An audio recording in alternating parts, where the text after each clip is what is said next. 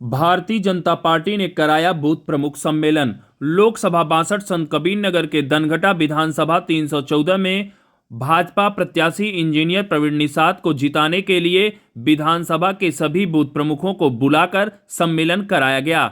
इस कार्यक्रम के मुख्य अतिथि सहजनवा के विधायक प्रदीप शुक्ला रहे। बूथ प्रमुखों को संबोधित करते हुए उन्होंने बताया कि आप सब अपने अपने बूथ पर जाकर बीजेपी सरकार की उपलब्धियों को गिनाकर सांसद प्रवीण निषाद के पक्ष में वोट देने की जनता से अपील करें। वहीं पूर्व प्रमुख हैं सर प्रिंस अगम सिंह ने भाजपा की कल्याणकारी नीतियों को बताकर भाजपा को वोट देने की अपील की। उन्होंने बताया कि उनके पिता पूर्व विधायक राजेंद्र सिंह उर्फ पहलवान सिंह अब भारतीय जनता पार्टी में शामिल हो गए हैं, जिससे भारतीय जनता पार्टी को और ताकत मिलेगा। भारतीय जनता पार्टी का बूथ स्तर का ये कार्यक्रम था। इसमें बूथ अध्यक्ष, शक्ति प्रमुख, इन लोगों का संगठन बैठक थी, जिसमें सारे लोगों को बुलाया गया था ताकि एक संवाद स्थापित हो जाए। सांसद से लोग परिपक्व अपना अपना संवाद स्थापित कर सकें, अपना अपना परिचय प्राप्त कर सकें। लोकसभा 62 में लगातार देखा जा रहा है कि सांसद जी का जगह जगह विरोध हो रहा था। इस विरोध को किस तरह से कोई विरोध नहीं है, ये सब मनगढ़ंत कहानी है, सब सोशल मीडिया का एक तरह से देखा जाए तो प्रोपेगेंडा है।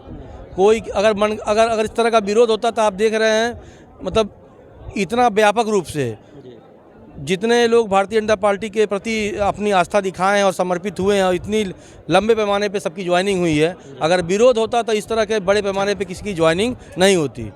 उसी के उपलक्ष्य में आदरणीय मेरे पिताजी राजेंद्र सिंह उर्फ पहलवान सिंह भी भारतीय जनता पार्टी के सिपाही के रूप में भारतीय जनता पार्टी को ज्वाइन कर लिया है। निश्चित रूप के उनके आने की वजह से भी भारतीय जनता पार्टी को निश्चित रूप से बहुत बड़ी मजबूती मिलेगी। क्या माहौल है? माहौल एकदम बम है। आदरणीय प्रवीण निषाद जी कम से कम 2 लाख मतों से चुनाव जीतेंगे। जब तक सबसे बड़ी शिकायत है कि आदरणीय प्रवीण निषाद जी 5 साल अपने क्षेत्र में नजर नहीं आए। ये देखिए कहने की बात है। देखिए एक सांसद का काम ये नहीं होता है दिखना करना। आप ये देखिए उनके मत से आज आप उनको चुने हैं तो निश्चित रूप से उससे आपको 370 हटाने को मौका मिला। भारतीय जनता पार्टी के साथ साथ भारत को आप एक मजबूत प्रधान एक स्तंभ के रूप में भारत को आज देखा जा रहा है। निश्चित रूप से उसमें एक वोट आदरणीय प्रवीण निषाद का है, उसकी वजह से इस तरह की स्थिति और परिस्थिति बनी है। 400 पार का नारा कितना कारगर? 400 पार जाएंगे हम लोग निश्चित रूप से। उसमें कोई भी किसी भी तरह का कोई भी डाउट नहीं है। हम लोग निश्चित रूप से 400 पार करेंगे। अगर 400 पार करते हैं तो क्या विपक्ष जिस प्रकार से आरोप लगाता है कि संविधान में परिवर्तन हो सकता है? देखिए ये तो विपक्ष को जब विपक्ष के पास कोई मुद्दा नहीं रह गया है तो निश्चित रूप से वो इस तरह का प्रोपेगेंडा कर रहे हैं ताकि कम से कम और जो लोग जिसके बारे में जिसको मत देना है वो लोग इसमें कन्फ्यूज हो जाएं और अपना मत ना डालें या डरें। डर का माहौल बनाने का प्रयास कर रहे हैं।